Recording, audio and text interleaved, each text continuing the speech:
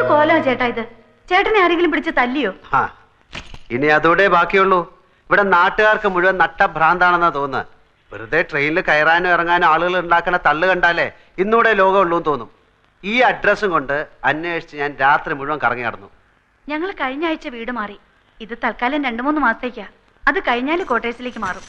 രവിയേട്ടൻ ഓഫീസിൽ പോയ? ഇല്ല, ഉള്ളിലുണ്ട്. റെഡിയാവുക. എന്റെ എഴുത്ത് കിട്ടിയില്ലേ? ഉവ്, എഴുത്തൊക്കെ കിട്ടി.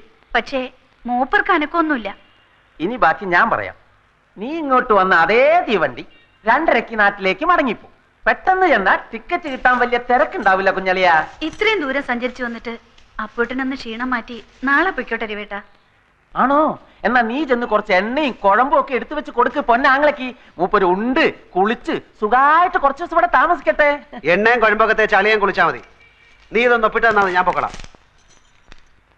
കൊടു, എന്നെ നോക്കണ്ട, നന്നായിട്ടൊരു ഒപ്പിട്ട് കൊടു. അളിയൻ കൊണ്ടുപോയി വിക്കട്ടെ സുഖമായിട്ട് തറവാട്. രവേട്ടാ